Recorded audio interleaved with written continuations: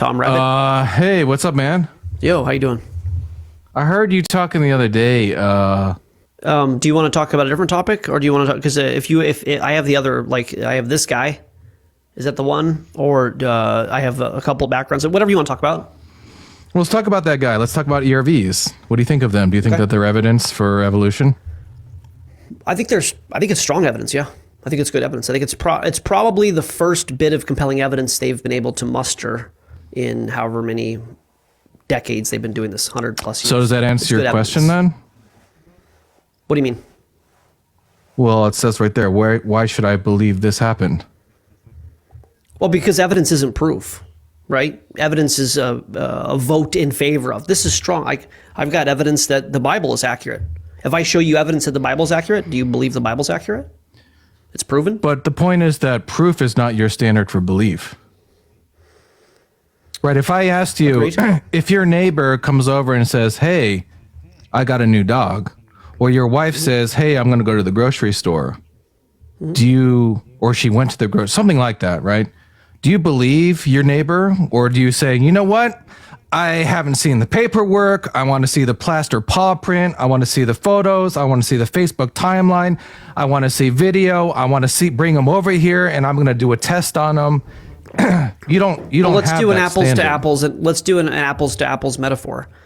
If my neighbor called me and said that lightning hit his backyard, and the trailer that he has, the really nice metal trailer with wheels and a computer system, if he told me that lightning struck his tree and the trailer came out of it, I would want to see more evidence than something like an ERV. What you don't realize, and I can hear like the tension in your voice, the theory of evolution is not proven, and it is such a wild claim that if we can, in time, pull together many such pieces of evidence, ERV, a few other things, maybe some actually decent transitional fossils, maybe something genetically that actually supports this idea, eventually, maybe, you know what, we could go from theory to proven, and I could actually be swayed on evolution. ERV is a good piece of evidence. It's probably the strongest piece of evidence in favor of evolution. Give me a few more of these kind of things over time, and you know what, I could even say it's a likely scenario. But as of now, what outside of ERVs, what's your greatest piece of evidence for the theory of evolution? Well, that is one of the greatest, I think. Outside, yeah. So because that's like the last 3 years. I don't know. Well, let's see. Outside of that would probably be there's something similar to ERVs, which is called NaNOG or NaNOG. And it's kind of like ERVs, but there's only like 5 points. It's basically the same thing. Okay, but so check this out. I'm 46, and I was in school in the 80s, and they taught evolution as fact, basically fact. My teachers never told me whether it was proven or not. It was just how long ago were we this animal and how long ago this animal, whatever. They didn't have ERVs and NaNO, whatever. So they were teaching this as fact before. What evidence outside of what I would call, interpreting the data of genetics, which is a brand new field, very brand new. We just mapped the human genome thoroughly, if that's even 100% true, but obviously it's a huge code. Without genetics, what they said before, transitional fossils, this is proof. Archaeopteryx, Tiktaalik, this kind of thing, Australopithecus. They're not really using those anymore because those weren't good pieces of evidence. They were shoddy. As a matter of fact, the fossil record doesn't support the theory of evolution because there's a dearth of actual fossil evidence. You don't see any transitory fossils. And so, I don't think you're going to do that. I don't want to straw man you, but in a sense, it's like, well, let's punt on fossils because that evidence isn't that good. But now we've got ERVs. And here's, I'll be 100% frank with you. If you've heard the story of the boy who cried wolf, I've been covering science long enough. I won't be the least bit surprised if in 2 to 5 years, ERV goes the ways of transitional fossils. They keep coming up with these new proofs, and then 5 years down the road, they realize, you know what, maybe that wasn't as good as they thought. So, like I said for my initial answer, it's a strong piece of evidence in favor of it. There's ways to explain it, but if we can, like I said, if science can tie that to better evidence, at one point we might actually have the kind of theory where we go, you know what, this is actually a thing. But we're not there yet. And let me, you can interrupt me at any time, but, or tell me to shut up and you can talk, but I'm just, I could, but I'm politely waiting for you to finish. Okay, well, I hardly ever finish. So why don't I take a break in between ideas and then you can jump in, because I don't want to. Okay, I mean, you're just like saying that the other stuff's not as good. I mean, that may or may not be the case. It's just like really irrelevant. The point is that ERVs themselves, by your own lights, is very strong evidence, right? It is very strong. It is. And I don't know if you caught this, but when you were speaking, you spoke about, oh, is it likely, or you made an appeal to likeliness.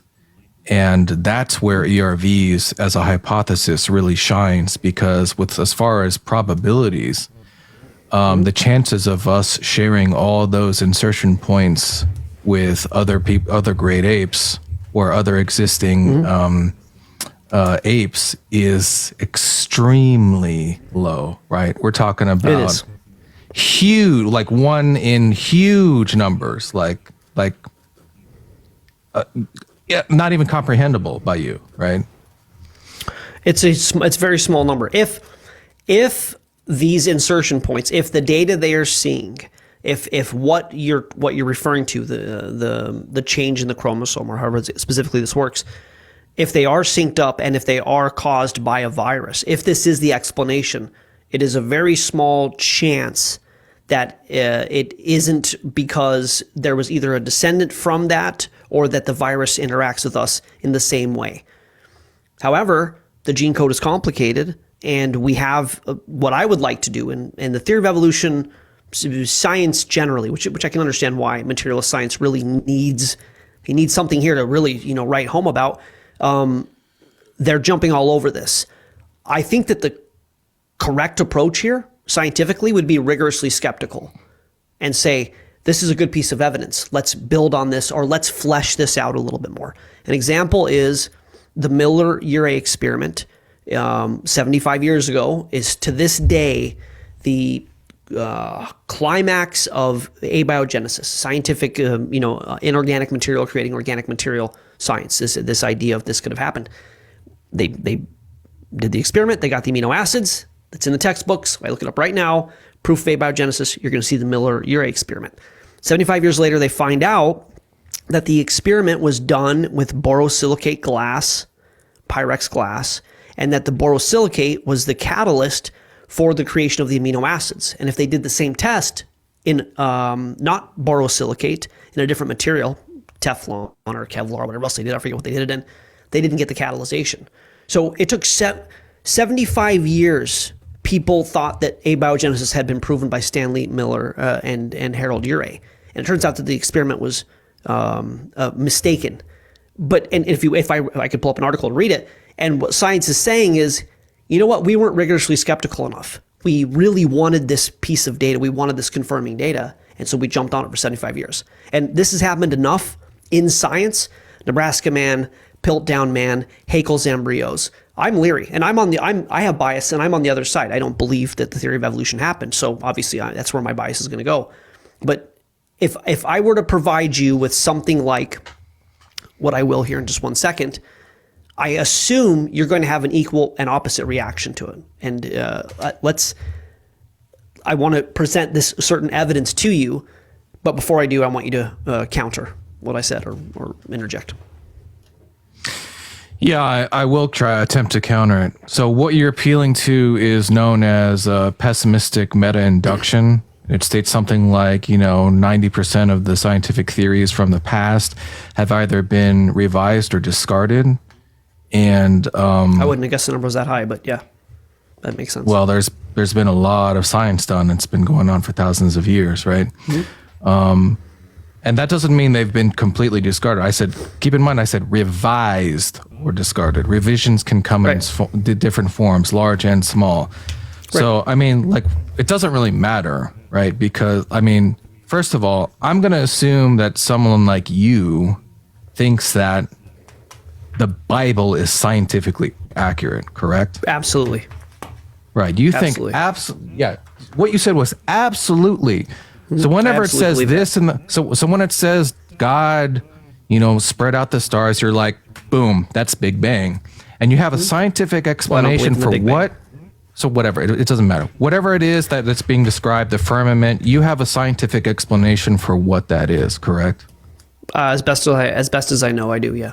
Right, but if you subscribe to pessimistic meta-induction as you are trying to use as a weapon, it cuts both ways and means that 90% of all the things that you're interpreting to be what the Bible is saying about science are either going to be revised or false.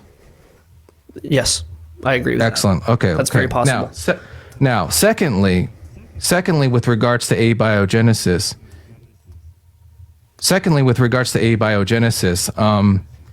evolution could be true, and I could not accept abiogenesis at all, right? So that's kind of a tangent. For example, no. I'll tell you why. So let's say that there's like a Prometheus type scenario. Our planet was not just like, it didn't happen like just from like lightning hitting a pond and just like, we came from pond scum. Our planet was seeded by aliens, let's say. Right. Now that could mean that abiogenesis with regards to our origins is false. Right. Yet evolution, like that picture you got up there, see that? Monkey to man, could be true. So you bringing up abiogenesis is completely irrelevant and unnecessary for us to talk about evolution. I can understand the sentiment to that. However, assuming that it's a universal law, a law of this reality, that we have natural selection, because you would agree that we would have the same fundamental universal rules or laws here as an other planet, right? So evolution happens here, evolution happens in another place. So the reason why I can agree with you, but I also think it's a little bit of a cop-out, or cop-out sounds more attack than I want, but whatever, is that... It's fine. I have a thick skin. Don't worry about me. Yeah, well, I'm trying to think of another word for it. But anyways, cop-out in a non-derogatory sense. You would have to have the same problem from the other planet, right? It kicks the abiogenesis problem to another planet that has the same... issues with life, inorganic material creating organic material, and probably in a worse way, because this is the exceedingly habitable place with everything we need, all the carbon, all the constituent parts for life. And you would also have needed this to have happened earlier in the time frame. And if you believe the universe started at a static point X amount of billion years ago, it would have needed to have happened in a likely as habitable a place as the Earth for life, and much earlier in the time frame by which they could have evolved through some sort of natural process, and then come here and started our system, hundreds of millions of years ago or billions of years ago? Like you run into a problem there. It's like, I don't need abiogenesis because aliens could have done it. Yeah, but the idea that it could have happened somewhere else in a universe with the same laws and much earlier on a more habitable planet, when I get what you're saying. Happen here. I'm just interrupting because you said you kind of asked me to before. Yeah. You can at any point interrupt me, honestly. Okay, and if it's and if you still have something that you want to say, I'll defer to you.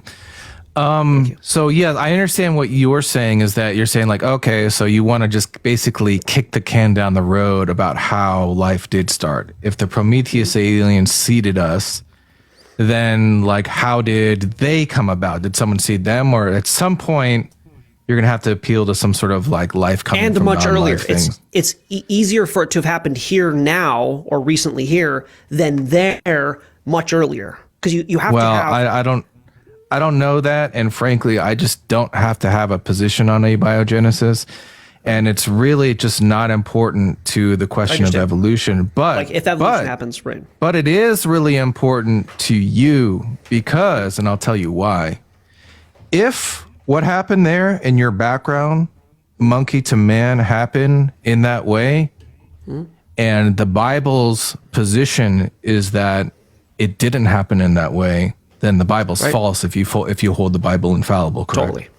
Yes. Right. Well, I don't hold it infallible, but I would agree that, yes, that would be, I say that all the time. If go ahead. Yes, it would mean the Bible's wrong. Yes. Right. So we actually don't have to discuss anything about abiogenesis like at all, because when we're talking about this in the Bible, just this and the Christian God, which is essentially the crux of what we're talking about, it's about evolution. Kind of. If evolution occurs, if ERVs are indicative of evolution, doesn't matter if we came from Prometheus aliens, if they came, if an abiogenesis occurred with the Prometheus aliens, and then they see it, none of that matters. None of it matters, right? You've made that point.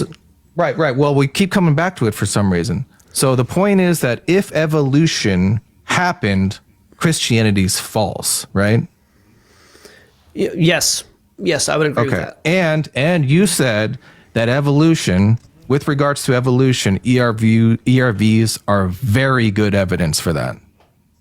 It's the best evidence that the scientific complex has presented in theory of evolution, yeah. Well, hold on a second, because I just want to make a subtle distinction. Because you can have two pieces of crap evidence and one could be the best evidence. I'm asking you specifically, when you said that it's the best evidence, do you think that it's good evidence, not just relative to another evidence? Do you think that it is good evidence? Oh, good is sure subjective. Well, I would say it like this. I think the best piece of evidence in favor of deep time is radiometric dating. I think the best evidence in favor of Darwinian evolution, or some version of evolution, is ERVs. There is evidence that contradicts both of those theories so thoroughly that it doesn't bear the burden of proof necessary to say it's true. And I can go very detailed into both the deep time issues and the Darwinian evolution theory. So no, well, we don't have to. I just want to. It's important. Well, it's important if I want to if we want to supplement it in that way, but I just don't think it's necessary, right? I mean, when you say good is subjective, I mean, now I'm confused at what your position is. Okay. I mean, do you think that ERVs are good evidence for evolution? Or do you think that ERVs are crap evidence for evolution, but just a little better evidence than some other crapper evidence? No. I think we need to define this. I think it's the single best piece of evidence in favor of evolution, of monkey to man, that science has ever presented. But it doesn't bear... we can kind of belabor this point. I don't know what else you want me to say other than it's good evidence. And I want to see over the next, you mentioned the metadata, the 90%. There, in the 90% thinking, there's a 90% chance we've overlooked something. There's an explanation that we don't know. And I am rigorously skeptical and extra skeptical of this. So at this point, I would include it to be very strong evidence. And if we can get more over time, maybe I would be more likely to embrace the idea. However, excellent. I do not think that Darwinian evolution, in my very strong belief, will go the way of the 90%. Huxley didn't believe in it when he espoused himself to Darwin. The idea of random mutations creating functionality I believe that will go away. So, is there a possible chance? Is there a possibility that in the next 30 years, some Lamarckian, assembly theory, some sort of other very explanatory power for where the variation and new functionality comes from and really galvanizes this idea? That would give me more of a chance to want to believe in it. But the current random mutation via natural selection via random mutation, I think that's this is why I say that's evidence. The ERV is good evidence, but it doesn't offset to me the idea that every bit of new functionality we get is from transcription errors in a universe governed by entropy. It's apples and oranges. It's not actually going to work. And I want to make a point here that if this is a weird thing, Christians aren't going to like when I say this. If the Bible was disproven, that means I'll like it. What's that? That means I'll probably like it. Go ahead. Okay, that's good. That's true.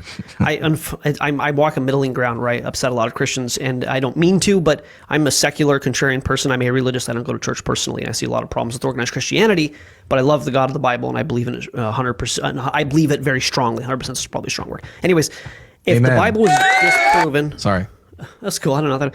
If the Bible was disproven by whatever means...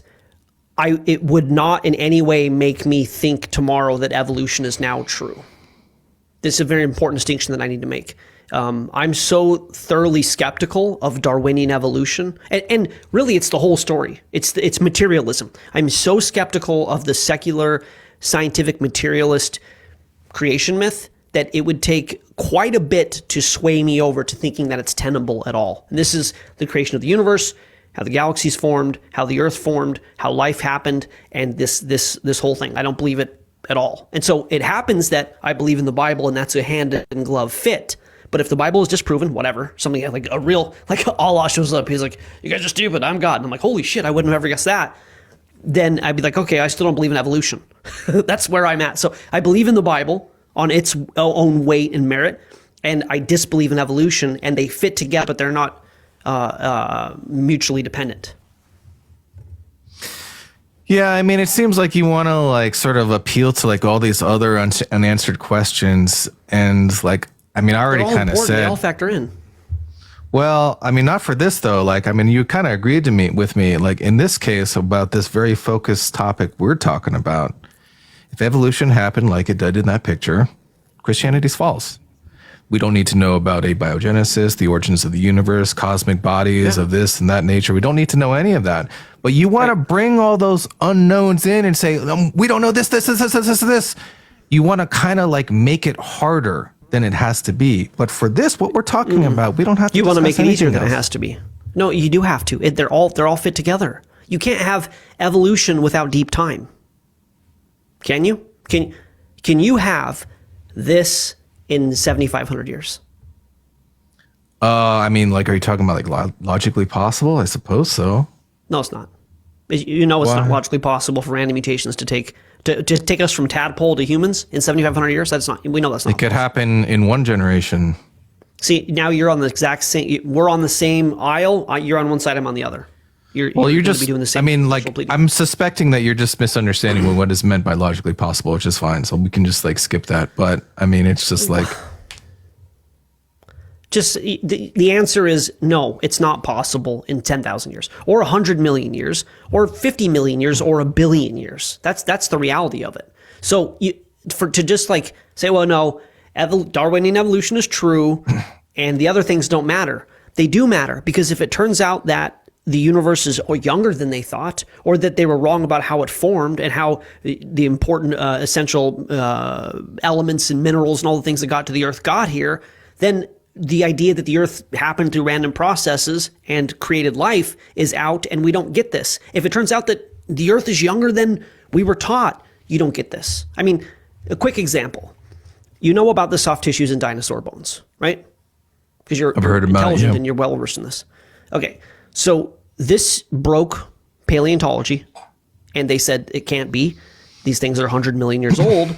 And now they know that if you take a dinosaur bone and you dissolve it in acid, collagens, peptides, proteins, blood vessels, it's all in there, and it shouldn't be there. You're not talking about it. Science isn't talking about it because that's not a good thing. What if the dinosaurs were here 30,000 years ago? Then they surely didn't evolve into chickens. The reason I bring that up is you're like, why would you bring up all these bigger things? Because it's a multifactorial worldview, mine and yours. And where I'm willing to say, and I will say this, I know Christians don't like this, a guy in here said he was a theistic evolutionist, and that's fine. Look, it's not a salvation issue. If you want to believe in the Bible and you believe in evolution, Adam and Eve were a metaphor, or Genesis is a metaphor, whatever, I'm not that way. I'm intellectually honest. If I'm reading a book that says that God made Adam and Eve and that's not true, why would I serve that God? Right? If I believe that Jesus died for my sins and he's not Messiah, why would I believe that? Like, I'm not going to be dogmatic and believe these things. I walked away from Christianity. I deconstructed and came back. Basically, it started with my disbelief in the Big Bang and the Earth and the Moon and the Sun and how they formed and this whole thing. I will not. It would be very hard for me to believe it.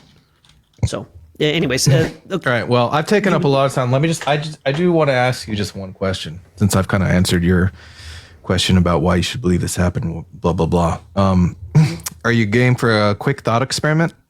Dude, I would be down to do this for the next 2 hours. I really am enjoying bantering with you. You're very intelligent, and I think we have a lot of value. There's almost 300 people, and I think this is a good conversation. So you can don't worry about monopolizing the time. You're my focus right now. If you want to leave for whatever reason, you can go at any time. But if you want to engage, I think we should talk this through personally. So okay, I'll talk. I just got one more thing. We'll see where it goes. So I like to ask people, because you talk about the Bible. It's obviously kind of like the foundation of your belief. And so I like to ask people this question, and the idea is this. Okay. So let's say that I have this device. It's a Men in Black type device, and when I flash it, you're gonna forget about religion, what you know about religion, right? Okay. So I flash you with this device, and then I say, okay, next, let's go in this room. We walk in the room, I close the door. There's bookshelves all along the walls, and there's all holy books. Bible's there, Quran's there. There's different versions of the Bible. There might even be versions of the Bible that I have altered in some very, maybe he wasn't born in a manger, maybe he was born in a pile of hay, little things, right? There's also going to be fiction there. Lord of the Rings, Harry Potter, all the stuff. Point is, there's all these books. Now I say, take all the time you want. Let's just say you have all the time to read every single book. I'm going to come back when you're done, and I'm going to ask you, which one was the real one? Which one is true? What are you going to tell me? What are you going to hand me? I need to know a little bit more. Do I have any general knowledge about science and the mechanisms of the universe, laws of physics, etc.? Yes. Okay. So do I understand things like equal and opposite reaction and no such thing as creation of energy? Okay. So I basically only go amnesic to like potential origins and that kind of thing. But as far as like fundamentally understanding the universe, you don't know, like Jesus, like who the heck's Jesus, right? Okay. What the heck's the Bible? Who the heck's Noah? So I would very quickly deduce which book is intentionally fictional versus non-fictional. J.K. Rowling and those individuals very intentionally are fiction. So it might be harder with like a book that's trying to be that way. But I think I would very quickly go, especially if I'm trying to figure out how the hell did I get here? How did I get in this room? Who am I? What formed me? I would figure out, Harry Potter doesn't deal with this, where the universe comes from and where man comes from, etc. So I would discard the fiction books. When I got into what would be perceived nonfiction, I would start to go down the criteria. Okay, this book says how the universe got here. Okay. Just really quick. My question isn't like which one is true with regards to our origins. Just which one is true. That's vitally important. No, that you can't. Why would I dismiss that? I'm a science-minded person. I want to know how the hell we got here. Why would you have? Well, you can have that. You can have that desire to know that. But the question is, you hand me the book that's true, and that book may or may not. Look, Harry Potter doesn't have some sort of like origin of the universe story, right? But it's so still, if it's true, you would still hand me Harry Potter. What? Yeah. Harry Potter doesn't deal with how we got here. You just said a minute ago. Let me just say it one more time. I'll be clear as day. The question is, hand me which book is true, not hand me which origin story book is true. Why are you like narrowly choosing how I fucking answer this question? What is can you be intellectually honest with me? I am. You're asking about me reading a book and going, which one of these books is the truth of this reality? And you're asking me to omit the fucking part about how we got here? No, you don't have to. Story? Yeah. No, you don't have to. You're telling me to. No. If you think one of the books is true, and it contains an origin story, whether it contains an origin story or not is irrelevant. Why is it irrelevant? What kind of weird cherry picking thing is this? Does Harry Potter tell us how the fucking universe got here? Not to my knowledge, no. Then why, if I'm trying to figure out how I got here, would I take that book seriously? I don't know. That's what the question's about. Experiment. That's what the question's about. The question is about if you're going to say you don't take Harry Potter seriously in this situation, then presumably you're going to have some reason why you don't take part. You're going to have some reason why I say, hey, in this, a dragon named Smaug, that's ridiculous, but a guy walking on water, thumbs up, right? And then you're going to have to explain why that's the case, right? Dude, You had me engaged in this conversation. I thought we were getting somewhere. And this part of it, maybe you're not seeing it, but it's one of the most bizarre, narrow-minded, cherry-picking thought experiments I've ever seen. I'm answering the question and you're going, no, I don't care about creation and science. Even though just a couple minutes ago in this very room, you said, if the theory of evolution is true, you quit the Bible, right? And I said to you, yeah, I quit the Bible. And now we're talking about which book I believe in, and you're not allowing me to discuss the science of the origin or the myth of the origin of the book I'm deciding to believe which one I think is true? What are you I didn't say you couldn't do about? that. I didn't say you couldn't do that. You stopped me from doing it. Well, you seem to think that like a book that didn't contain an origin story. Have you read the Bible? Have you read the Bible? Part of it, yeah. Okay, maybe that's the problem.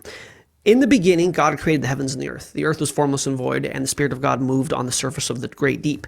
It talks specifically about how God created this reality, scientifically, very specifically. And it is the most accurate historical account of the creation of the universe we have, hands down. Now, Harry Potter doesn't do that. The Mahabharata, do you know the creation account, the Indian creation account?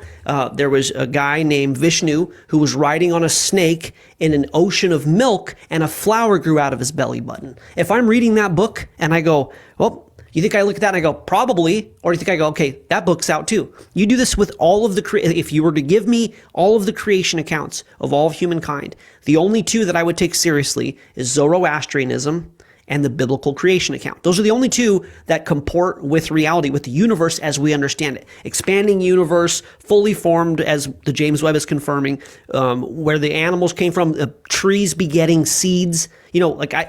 My book tells me that trees had seeds in them at creation. Your belief system says that either a tree showed up without a seed or a tree showed up and created a seed in one generation. You have a weird creation myth. My book says where trees and seeds came from. I would look at these books and I would think that the Bible is the most accurate scientific version, and so I would give it the most credence, certainly more than Harry Potter. Yeah, so you seem to be saying something like, look, I'm just going to read something and it's just going to jump out at me like this is like BS.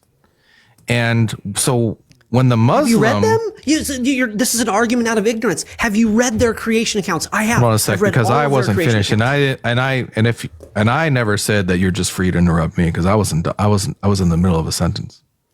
Can I continue? I've really lost interest in this man. Go ahead. Yeah. So you're going to say, yeah, this is just obviously fake. And when a Muslim reads something else, he's going to say, yeah, this stuff in Christianity is obviously fake. So it seems like what happens is that based on where a person is, their environment, how they grew up, it molds what they think is like fake or believable or not. Do you agree with that? Nope. You don't think so? You think, what explains like the correlation between Muslims all thinking that the Quran is obviously not fake and all the Americans reading the Bible and then thinking it's obviously not fake. However, when they look at the other book, they think it's obviously fake. And it's just like almost completely correlated to where they are. You're all over the place, man. Which question do you want me to answer? Are we on to the Quran now? The last one. Talk about the Quran creation account? Okay. The one I just asked. Do you know the Quran creation account? No. I do. Do you want to hear it? So you asked me which question I wanted you to answer. And it's my last one. Holy shit. You're lost in this conversation, man. Like I think what's happening is that you debate people that can't answer, and I'm answering them, and you're just like, you're not supposed to answer this way. Okay, let me. You didn't answer the question. Yeah, if I was raised, by the way, you know that the Muslims live in the same region as the Jews. Do you know that, Tom? Some of them, yeah. Okay, so is your idea that it's region fucking specific valid? I said it's correlated highly. Okay. So why don't Jews believe in the Quran and why don't Muslims believe in the Torah? It's still going to be a high correlation. Okay. The idea that you were raised in an area under a belief system will influence how you perceive reality. Absolutely. That's what you just denied. I don't deny that. You're making a non sequitur. You're saying that where you live is the reason you believe the thing. I'm saying there is a correlation, including growing up in America in secular materialism and going to fucking school and learning this creation account as fact. Yeah, I mean, you just said I'm saying that it necessarily follows, and then you said I'm saying it's a correlation. I literally said it's highly correlated. You agree with me. So you're trying to make the argument that where you live will determine if you believe something. It has a very, very high probability of predicting what your beliefs will be. And in the case of religion, it's going to make when you hear a story about a man who was swallowed by a fish and survived 3 days, that you dismissing it as silly or accepting it as true, or accepting it's true, with either one, is going to be highly correlated with where you are. My question was, what explains that? Well, when you take a child and you indoctrinate them and you teach them something as fact when it isn't fact, and the people that teach them to the children are the trusted authority, the child adopts that belief system as fact. Like you and the theory of evolution. Yeah, and so how do you know that's not happened to you? How do you know that hasn't happened to you, Tom? I have been influenced by my surroundings, my environment. I am susceptible to biases, but that's why I question myself. Do you question yourself? Question evolution? Of course I do. I just said I'm lost in the conversation, Tom. It's fine though. It's fine. How do you want to? What do you want me to answer? Let's just do this. Well, I mean, I don't want to. If you're just going to insult me and tell me that I'm lost when I've been like pretty nice to you, then that's like we don't have to talk anymore. It's fine. That's fine. You want to go then? You want to be done? So, which book do you hand me? Harry Potter, because clearly it's got the best creation account.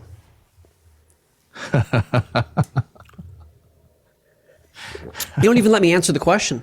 I want you to understand that we've been talking for almost an hour now, and you haven't let me ask you a single question, and you've changed. What are you talking about? You've changed. Remember earlier I said that I wanted to ask you a specific question, and now we're almost an hour in, and I haven't been able to ask you a single question related to your belief system.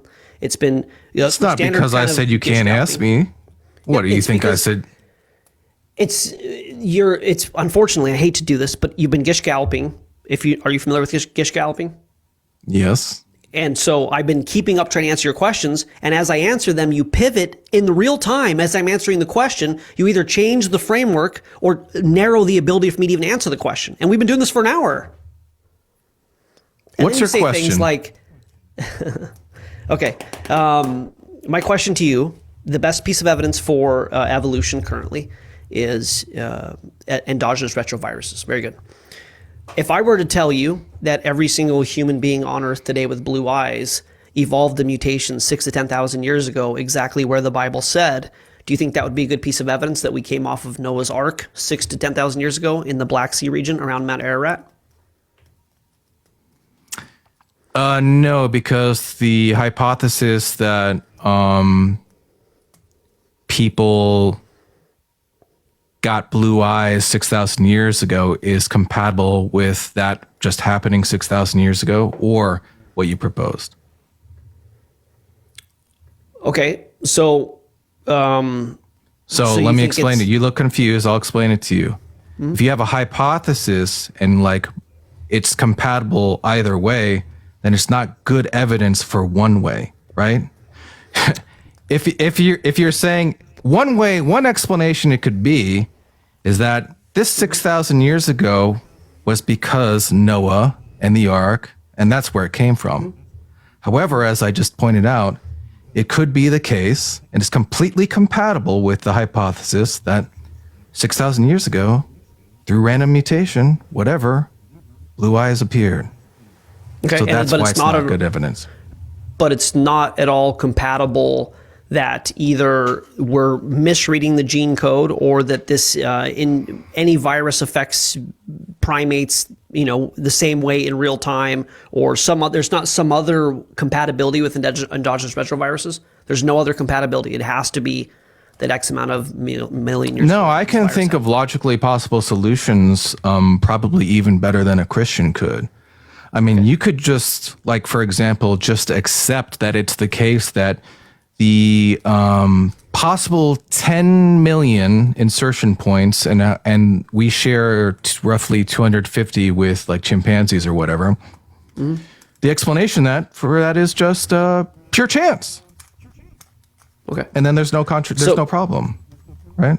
Okay, and that's a good answer. But the reason I bring that up is at the beginning of this conversation, you said your thoughts on ERVs, and I said it's the best piece of evidence in favor of not even Darwinian evolution, but macro change over time, or that we descend from primates, something like that.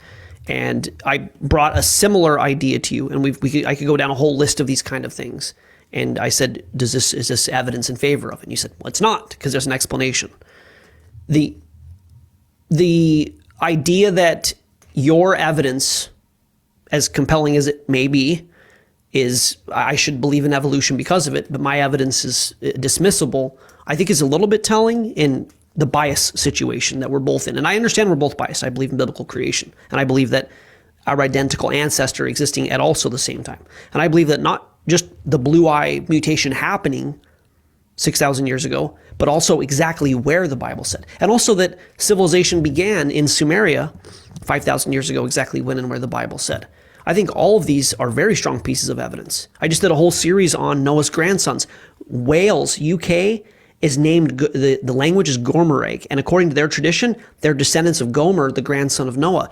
Tarshish is Spain, Tartessos, and this is where this is another grandson of Noah. The Thracians come from a guy named Tyres, which was another grandson of Noah. The Cushites in Ethiopia were named the Cushites, which was a son of Noah, a grandson of Noah. I could show you, we could spend the next, which I don't think you're interested in, but I could spend the next hour presenting to you a litany of data, of information that would support biblical creation and it being more recently. And at the end of it, you'd go, oh, that's good evidence, but I don't believe it, which was how I answered the first question with the ERVs. Let's see what happens over time. And look, if we get more people, I said this intellectually honest, I said, if there's more evidence in time, then I don't think it'll be Darwinian evolution. I'm convinced Darwinian evolution, random mutation through natural selection, creating all functionality, doesn't comport with the logic, the laws of logic or the laws of physics or how the universe works. If they come up with a new theory, Lamarckian, epigenetic, something else, and maybe it's, at this moment in 2024, it's a possibility that it's proven, but it's not proven currently. And here's the last thing I really want to say about it. I'm not advocating for biblical science, biblical creationism to be taught in school. I don't think it should be. I believe in the separation of church and state.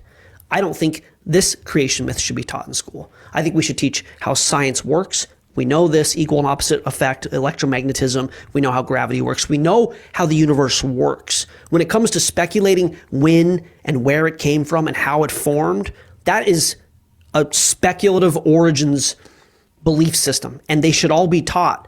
Even if one has more evidence, which I would argue that the biblical creation account has more evidence, let the kids, you could read it, Islam, we could read the Quran's version, you could read the Mahabharata, you could read Darwinian evolution, you could read all these different things, and let the children decide, hey, which is true, which isn't true. We don't know. That's not the reality we live in, though. This is fact. You can't question it. Biblical creation is stupid, and that's what I do on my channel. I want to have people understand, even with endogenous retroviruses, it's a belief system. Even with radiometric dating, it's a belief system. And both of these theories have major problems, including the new evidence coming out of the James Webb that shows fully formed galaxies are what should be the beginning of the universe. In my opinion, this belief system is falling apart. In my opinion, genetic entropy is the end of Darwinian evolution. We are watching genetic mutations aggregate at 30, 40 mutations per generation every year. We are literally devolving. We are devolving. Yeah, science is constantly revising, discarding theories, and coming up with new ones. And science doesn't, quote, prove things, right? Science isn't going to give you the, ultimate answer. Does that make you uncomfortable? No, we won't have the ultimate answer. You seem uncomfortable. With what? The prospect of not having these answers. Oh, not at all. It's all going to be belief system. They just proved the universe isn't locally real. November of 2022, scientists proved that the universe is either not local or not real. Do you think science proves things? Yeah, they proved this one. This is proven. Oh, science proves things? Okay, gotcha. You can prove things. So I never actually got, before we end, I never actually got your defeater for ERVs, though. I think you said you had one. The defeater for my views? The defeater for ERVs.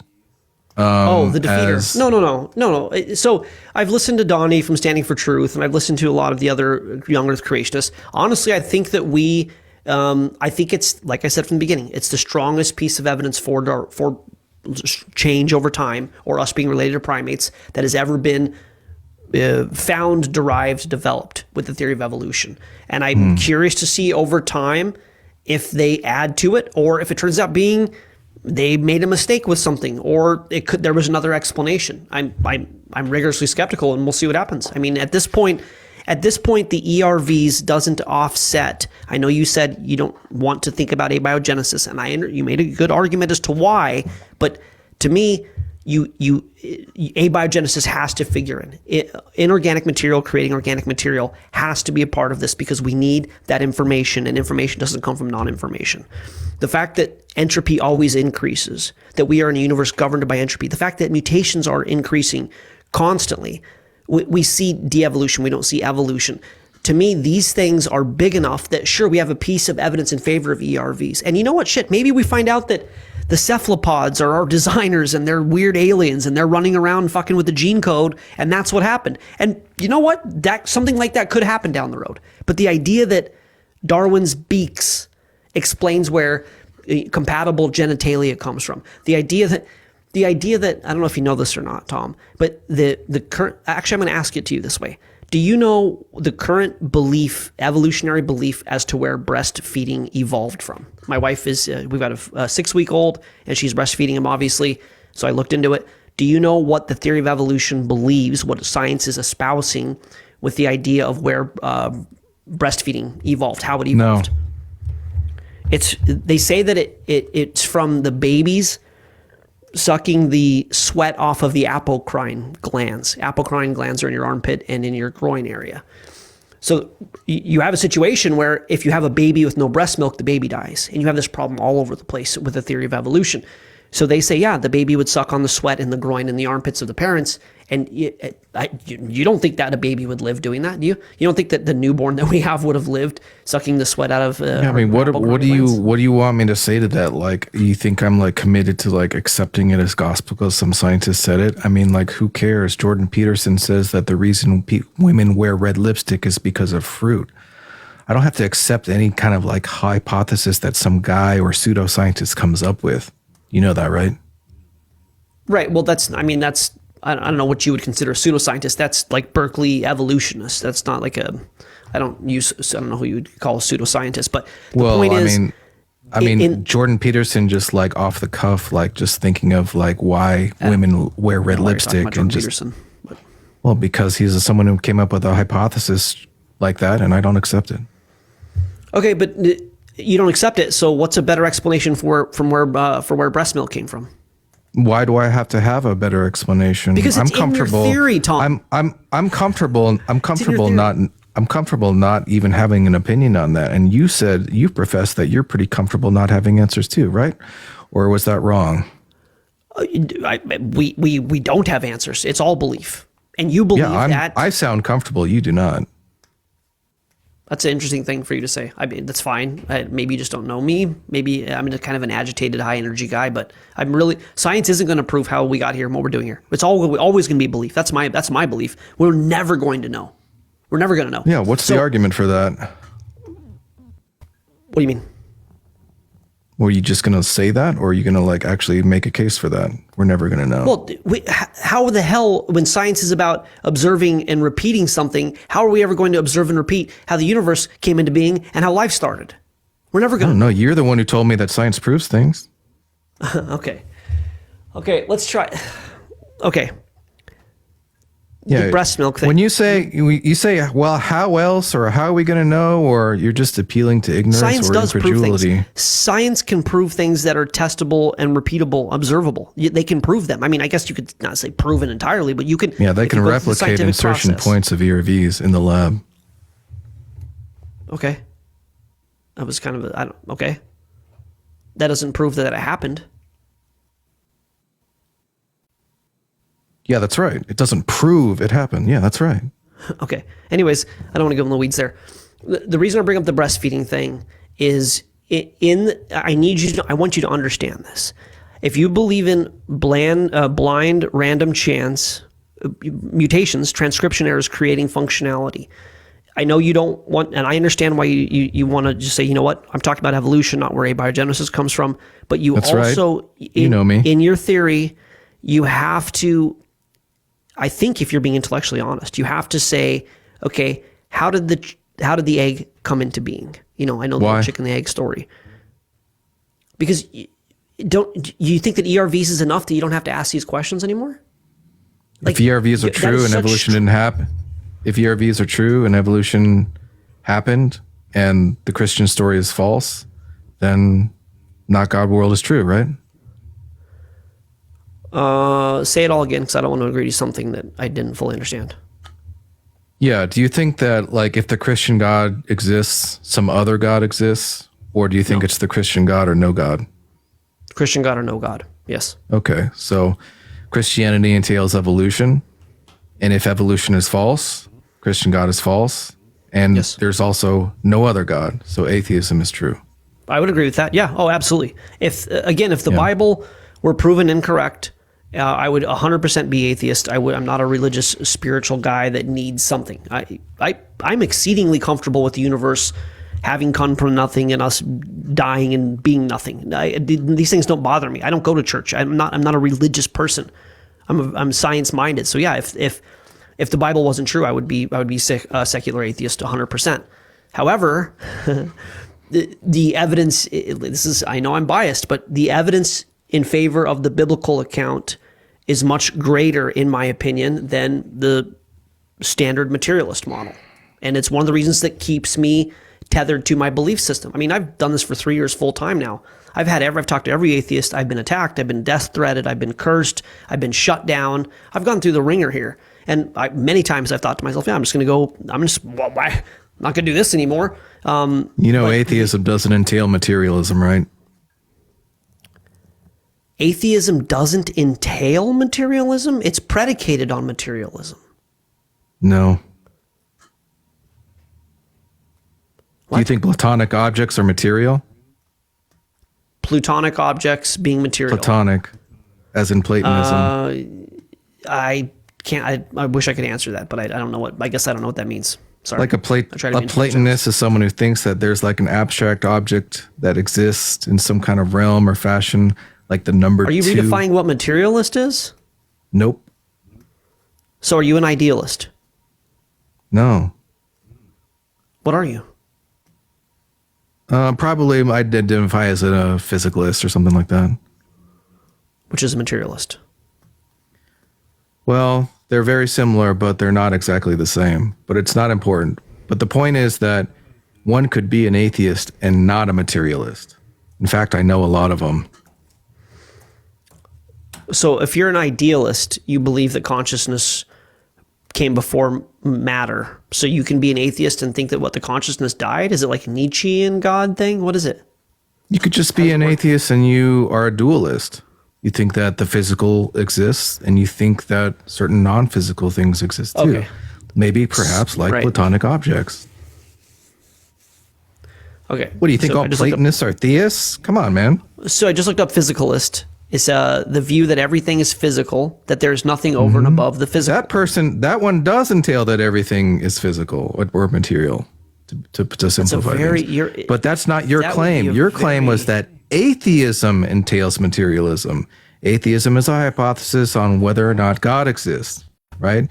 It's completely compatible with one being a materialist, a physicalist, or a dualist. Look, VOR, I mean, I can see you're very you look like you're in anguish. We don't have to continue this, man. We can stop. We can just. No, it's okay. It's fine. I don't know why you keep saying the anguish thing. I don't understand that. I guess you're just bad at reading mannerisms. I'm processing what you're, I guess, trying to tell me. I mean, you've done a lot of really weird moving around in the discussion. I guess I said atheists are materialist, because then you said atheists aren't materialist, and then I said yes they are, and you said no, I'm a physicalist. No, I never said that. That's wrong. That's right. I never said atheists aren't materialists. Some atheists are materialists. But I said, what I told you is atheism doesn't entail materialism. And if you think that we're bouncing around a lot, is because when you talk, and you've said yourself, you talk a lot. And when you talk a lot, you say things that are wrong. And so when I come in, I correct you on what you said that was wrong. Like what? Atheism entails materialism. So yes, I'm going to say that. Atheists are materialists. I mean, if you want some weird, not weird, obscure is a better word, obscure, niche explanation, that's fine. But materialism is the idea that everything is reducible to matter. It's reductionist. Everything can be reduced to matter. And if you're an atheist, you believe there is no God, the idea of it being not reduced to matter, if that's not the... I mean, sure, I guess you could say there's an exception to everything. Atheism is rooted in materialism. And if you want to, you know what, I'm going to turn this back on you. Show me a non-materialist atheist. Let's look it up. Okay. We'll Danny Philtalk, right? You know Danny Philtalk, right? I know him well, yeah. He just messaged me and says that he's one. Now what? Danny is not an atheist. He's an agnostic. He just won't admit it. He won't admit what? That he's an atheist? So that changes nothing. So by your own lights, Danny's an atheist. No, he's probably a deist. I think he wants to get there. We had a talk the other day. He's not committed. Danny is not a deist, bro. Well, he needs to be, because he's not an atheist. You know what Danny just typed to me when you said that? What in all caps? So let me just tell you how this is going to go, VOR. So right now, you're not going to be able to just say whatever you want, and just because like Danny's not in the room by your perception. I know you're talking to him, and he was in here You're going to earlier. get some kind of like, you're going to get one over on me. Okay, that's not the case. Okay. So I'm looking at a screen right now where Danny is in real-time communication with me. Yeah, great. So, okay, Danny and I had a really good discussion the other day. And it was 2 hours, my last live. And we made, I really, really like Danny. And I really enjoy our conversations. Me too. And he's a real cutie, might I add. I have no take on that. But You could agree, be polite, but. Yeah, fine. I don't know. I don't know what to say to that. It's really, I don't know. Anyways, so he hasn't researched scientifically the origin account of materialism to an extent that he could confidently, he says he's an atheist and he adheres to that, but he hasn't researched scientifically the idea of materialism creating this reality. And so for him to say that he's not a rabid materialist, it doesn't surprise me, because he's very intellectually honest. He's open to the idea that it could be immaterial. And to me, that confirms my bias that he's really more in the agnostic deist camp or agnostic camp than atheist camp. And I know you're talking to him. I know everything I say is either recorded, and I know there's atheist discords that talk about me, and I know he was in here earlier. I wouldn't say anything about Danny or Deconstruction Zone or Blitz that I wouldn't say to their face. I say that, and he knows me well enough, partially tongue-in-cheek. I had a huge shit-eating grin, and it's a little bit of like bantering with him. But I think that I think that he's in the spectrum from anti-theist to rabid theist and agnostic right in the middle. I think he's more middling than he is atheist, or definitely not Yeah, but you're just like talking about Danny's psychology now. But like we were having a discussion about whether or not atheism entails materialism, and that's just pretty much been shown to be false, right? It's like saying that being a Democrat entails materialism. Makes about as much sense. It's like saying that being a Christian is you're a Republican. I mean, you're making it's just a really weird comp. Like if you, so just to be clear, you're making the. I think being a Christian, the way I understand Christianity, entails at least like some kind of dualism or the accepting of the non-natural. Okay, however this show evolved to this discussion, you're trying to argue that all atheists or that atheists aren't material. What is your point? That the position of atheism here's my position. I'll tell it to you again. Right? I've already told it to you many times, maybe half a dozen at this point. The position of atheism does not entail that one is a materialist, period. Why do you say entail? So you're saying you can be an idealist atheist? Yeah, you could be, yeah. Okay. When I say that atheists are materialists, you think that's factually incorrect? When you say, I'm sorry, repeat that? I don't remember what I said initially, but that atheism is rooted in materialism, or it's a materialist bias, or whatever I said that caused you brought this up initially. Mm-hmm. You think that atheism entails materialism. That's what you're pushing back on. Yeah, it's 90-ish, at least 90% of atheists are rigid materialists. Oh, there you go. I think that, well, if you're saying that now, then you seem to agree with me. The atheism doesn't entail materialism. If I said that 90% of atheists are materialists, it doesn't entail it? Yeah, presumably the other 10% aren't, right? I think it's a smaller number. My guess is... Doesn't matter. It could be 0.00001%. Point is that the position atheism doesn't entail materialism, period. Just as much as being a Democrat doesn't entail that that one is a materialist. I don't know. What do you want me to say here? There are one out of every... say... What? What do you mean? I want you to say, here's what I want you to say. Here's what I want you to say. Atheism does not entail materialism. That's what I want you to say. I'm going to make sure I get my definitions correctly. Okay. I'll wait. Entail would be involve something as a necessary or inevitable part or consequence. Right. So the idea is that like Christianity entails Jesus. Like without Jesus, like can't have Christianity, right? Without Christianity entails the supernatural, right? There's the non-physical. A good way to think about this, because it is such a small number of atheists that wouldn't be materialists. Like I don't.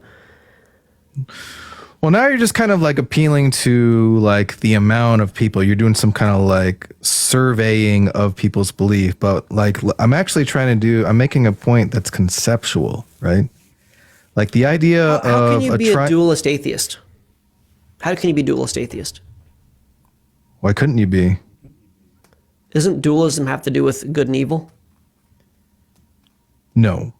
It has to do with like material and non-material. What would you That consider might be why we are not understanding each other.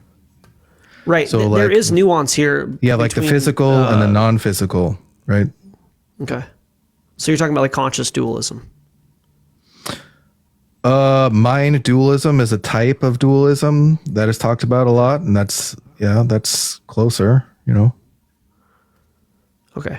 Well, so yeah. Look, you know what, VOR, I'll tell you what. I'll just be charitable and say that, you know, maybe you were thinking of it in a different way for the discussion. Okay. And I don't have to we don't have to go any further than that. And we'll just say nobody won or lost. I appreciate you being charitable, but I'll reaffirm my stance. I try not to. You're going to reaffirm it. Okay. Yeah. Okay. Materialism, scientific materialism is the philosophy that everything reduces to matter or energy. It's called reductionism. To me, you can't be an atheist, which I know there's different definitions of atheism. To me, there's really theism, agnostic, and atheist. Agnostic doesn't know. Theist believes. Atheist believes there isn't a God. Doesn't believe. If you are an atheist, you don't believe that there's a God. To me, reconciling that belief with something immaterial seems irreconcilable. To me, it seems inconsistent, and it seems intellectually dishonest. And if it happens, it's such a small subset of the population that, for all intents and purposes, you could say that atheists are materialists. Okay, well, it seems like you're saying that if one affirms atheism and affirms non-materialism in some form, whether it be like idealism or dualism, if they reject anything but strict materialism, that's somehow going to be violating some kind of entailment. And so I would just ask you, what's the entailment or what's the contradiction?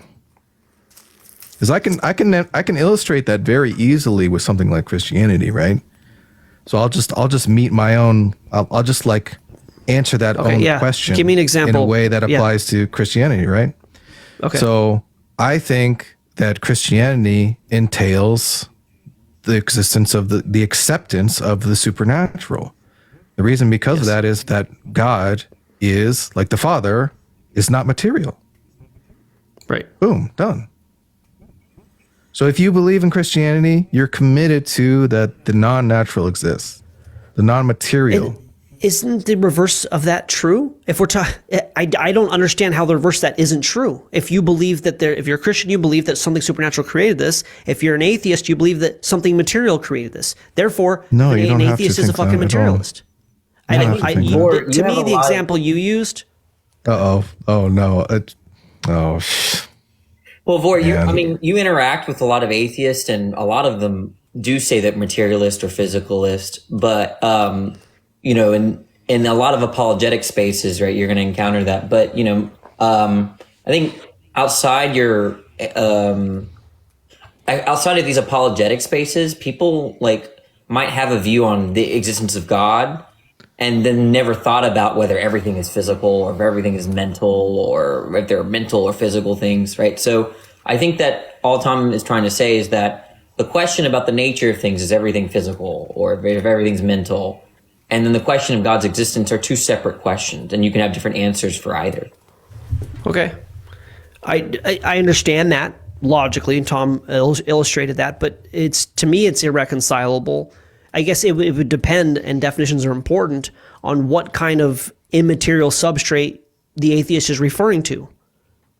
Well, okay, maybe let's illustrate this. Suppose, let's take the Marvel universe. Okay, so let's say Christianity is false in the Marvel universe, right? And you said that it's the only possible theism is Christian theism, right? If Christianity were false in the Marvel universe, I probably wouldn't be a physicalist, right? Or there were a lot of people that would. Sorry, I'm not a physicalist, but maybe Tom might not be a physicalist because there's magic and shit, right? But we would still be an atheist. Yeah, but magic can be quantum. Magic doesn't have to be supernatural or conscious. You don't think there's any supernatural shit in Marvel?